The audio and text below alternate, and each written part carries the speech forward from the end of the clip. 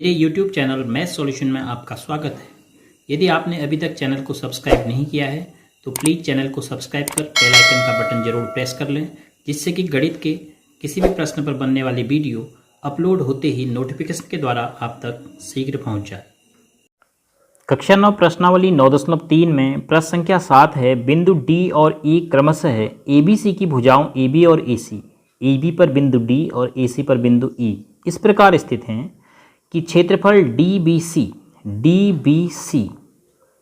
इस त्रिभुज का क्षेत्रफल किसका, देखिए डी बी सी मीन्स ये, इस त्रिभुज का क्षेत्रफल बराबर है ई बी सी अर्थात इस त्रिभुज का क्षेत्रफल। तो सिद्ध कीजिए कि डी ई बी सी के समांतर है, डी ई बी सी के समांतर है। तो हमें क्या दिया है कि area of D B C is equal to area of E B C. तो हम नोट कर लेते हैं जो हमें दिया है, area of D B C या बी डी सी एक ही बात है, area of E B C. सिद्ध क्या करना है, डी ई बी सी के समांतर। अब इन दोनों त्रिभुजों को अगर आप ध्यान से देखेंगे, डी बी सी, देखो बी सी है इसमें, ई बी सी में भी बी सी है, दोनों त्रिभुज समान आधार बी सी पर बने हैं और दोनों के क्षेत्रफल बराबर हैं। तो हमने पढ़ा है यदि दो समान आधार पर बनने वाले त्रिभुजों के क्षेत्रफल बराबर हैं तो वे दोनों त्रिभुज एक ही समांतर रेखाओं के बीच स्थित होंगे। अब डी बी सी का एक सिरा डी है, ई बी सी का एक सिरा ई है, दोनों सिरे तो बी सी हैं। तो डी ई को अगर हम मिलाएंगे और बी सी और डी ई एक दूसरे के पक्का समांतर होंगे। क्यों? क्योंकि आवश्यक है, दोनों त्रिभुजों के आधार समान हैं और दोनों के क्षेत्रफल भी बराबर हैं, तो अब दोनों को एक ही समांतर रेखाओं के बीच स्थित होना ही होगा। तो हम यहां पर क्या लिखेंगे, चूंकि area of B D C बराबर area of E B C, ऐसा आपको दिया है।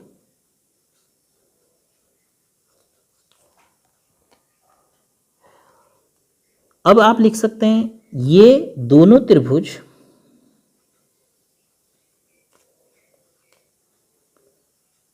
समान आधार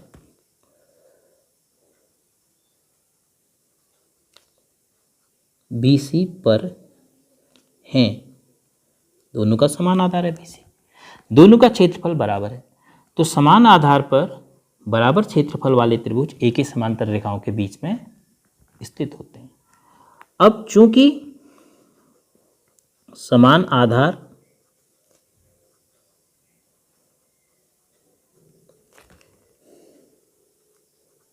पर स्थित बराबर क्षेत्रफलों वाले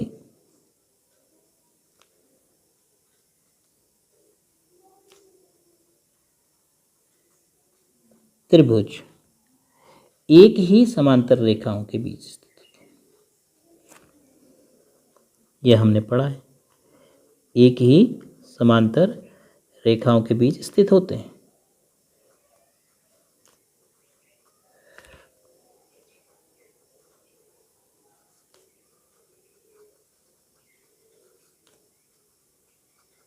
तो इसका मतलब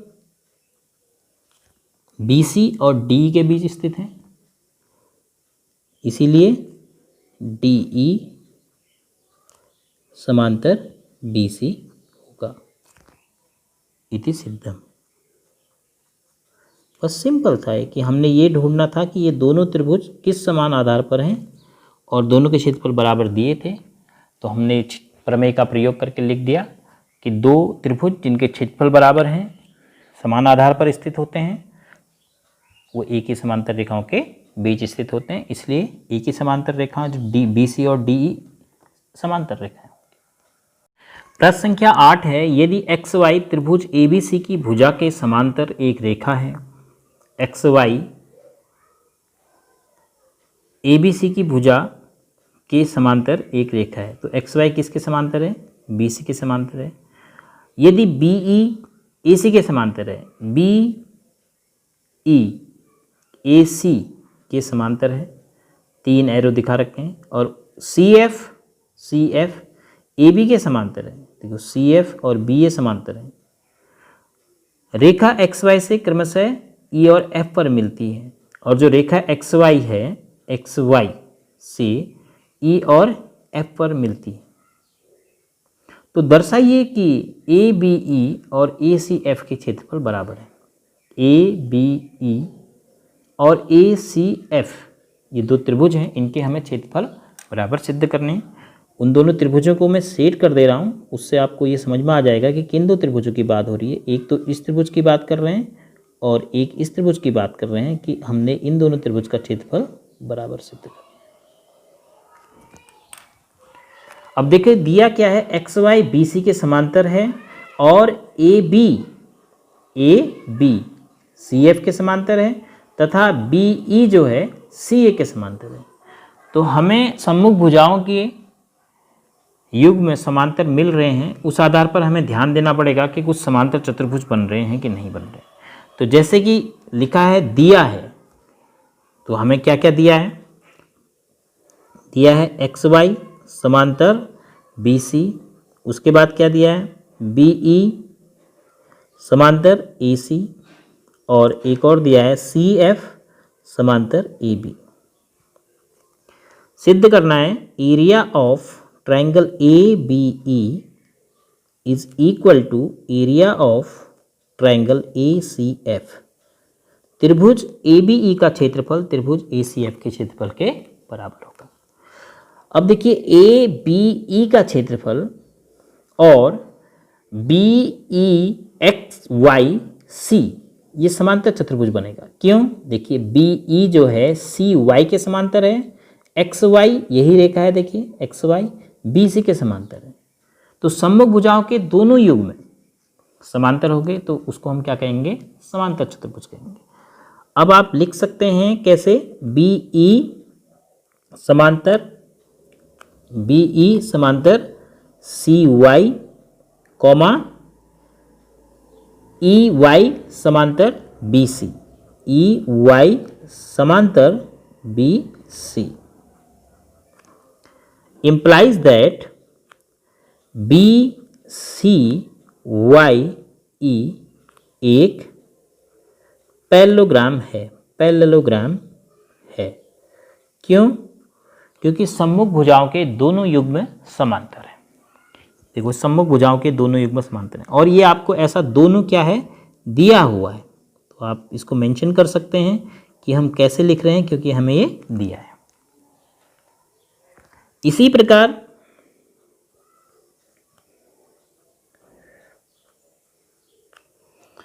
बी एक्स सी एफ के समांतर होगा, क्योंकि बी ए और सी एफ समांतर हैं। तो बी एक्स समांतर C F comma X F समांतर बी सी, एक्स एफ समांतर बी सी, ऐसा भी दिया है। तो इस आधार पर हम क्या कह सकते हैं? implies that B C F X एक समांतर चतुर्भुज है, पैरेललोग्राम है। ये जो मैं लिख रहा हूँ 2 डंडे समांतर के लिए जीएम, पैरेललोग्राम मतलब समांतर चतुर्भुज है। अब आप देखेंगे कि ए बी ई जो त्रिभुज है और बी ई वाई सी जो समांतर चतुर्भुज है, दोनों के क्षेत्रफलों का कोई न कोई संबंध होता है। क्यों? क्योंकि दोनों बीई पर हैं और एक ही समांतर रेखाओं के बीच स्थित हैं। त्रिभुज ए बी ई और समांतर चतुर्भुज बी सी वाई ई दोनों एक ही आधार बीई पर एक ही समांतर रेखाओं के बीच स्थित हैं। तो इस प्रकार का क्या संबंध होता है त्रिभुजों और समांतर चतुर्भुज के क्षेत्रफलों का? त्रिभुज का क्षेत्रफल समांतर चतुर्भुज के क्षेत्रफल का आधा हो जाता है। और इसी प्रकार ए सी एफ जो त्रिभुज है सी एफ पर बन रहा है और सी एफ पर ही सी एफ एक्स बी समांतर चतुर्भुज बन रहा है। तो ACF त्रिभुज का क्षेत्रफल CFXB समांतर चतुर्भुज के क्षेत्रफल का आधा होगा। फिर EBCY समांतर चतुर्भुज, BCFX समांतर चतुर्भुज, इन दोनों का क्षेत्रफल भी बराबर है। ऐसा क्यों? क्योंकि ये दोनों समांतर चतुर्भुज BC आधार पर एक ही समांतर रेखाओं के बीच में बन रहे हैं। देखो BCYE एक समांतर चतुर्भुज, BCFX दूसरा समांतर चतुर्भुज, एक ही आधार BC पर दो समांतर रेखाओं के बीच है। तो अब आसानी से हम कर सकते हैं, पहले त्रिभुज का क्षेत्रफल और समांतर चतुर्भुज का क्षेत्रफल का क्या रिश्ता है, फिर उसके बाद समांतर चतुर्भुज के क्षेत्रफल तो बराबर है। अगर आप समांतर चतुर्भुज के क्षेत्रफल की बात पहले करना चाहते हैं तो अब आप लिख सकते हैं, चूंकि पैरेललोग्राम BCFX एवं दूसरा समांतर चतुर्भुज पैरेललोग्राम BCYE समान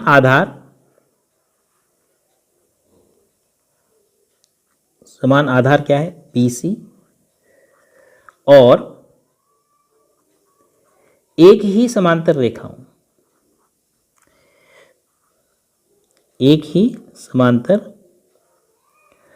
रेखाओं कौन कौन सी, उसको भी हम मेंशन कर देते हैं। BC समांतर EF,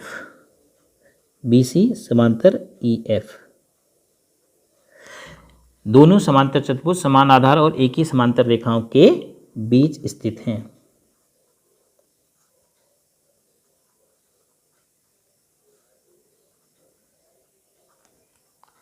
इसीलिए area of BCFX is equal to area of BCYE is equal to, हमने M मान लिया, मान लेते हैं कि माना दोनों का क्षेत्रफल बराबर है, कितना है? M है, इसको हम दे दिए नंबर 1 समीकरण। अब BCFX और BCYE के आधे आधे देखिए त्रिभुज के रूप में। BCFX का क्षेत्रफल CAF त्रिभुज का क्षेत्रफल का संबंध क्या होगा? समांतर चतुर्भुज और त्रिभुज अगर एक ही आधार पर एक ही समांतर रेखाओं के बीच बने होते हैं तो त्रिभुज का क्षेत्रफल समांतर चतुर्भुज के क्षेत्रफल का आधा होता है। तो अब लिख सकते हैं एरिया ऑफ, अगर ट्रायंगल नहीं भी लिखना चाहते हैं तो एरिया ऑफ ACF, 3 अक्षरों से ट्रायंगल ही हो गया, is equal to half area of BCFX के एरिया का आधा हो गया। क्यों? कारण दे सकते हैं, चूंकि त्रिभुज एवं समांतर चतुर्भुज समान आधार एवं एक ही समांतर रेखाओं के बीच स्थित हैं। एक ही समांतर रेखाओं के बीच स्थित है।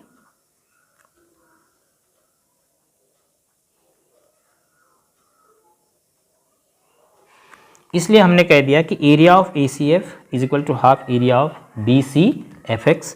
तो that is area of ACF is equal to half multiply area of BCFX is M, तो is equal to M/2। This is number 2। ऐसे ही आप एरिया ऑफ ट्राइंगल ABE लिखेंगे तो आपको क्या मिलेगा? Area of ABE is equal to half area of BCYE, parallelogram BCYE। कारण उपरोक्त। जो ये कारण है, ये दोनों चीज त्रिभुज और समांतर चतुर्भुज समान आधार और एक ही समांतर रेखाओं के बीच स्थित हैं, इसलिए त्रिभुज का क्षेत्रफल समांतर चतुर्भुज के क्षेत्रफल का आधा होगा। तो that is area of ABE is equal to होगा half multiply M is equal to M/2। अब आप नंबर 2 और नंबर 3 को ध्यान से देखेंगे तो आपको क्या मिल रहा है, area of ACF is equal to m/2, area of ABE is equal to m/2। तो इसका मतलब हो गया दोनों क्षेत्रफल अर्थात एरिया ऑफ ABE भी m/2 है और एरिया ऑफ ACF भी m/2 है। तो हम लिख सकते हैं area of ABE is equal to area of ACF। कैसे? समीकरण प्रथम एवं द्वितीय से उन दोनों को हमने देखा ध्यान से, तो उन दोनों को मिला दिया तो हमें परिणाम मिला कि दोनों के क्षेत्रफल बराबर हैं और यही आपको सिद्ध करना था। इति सिद्धम।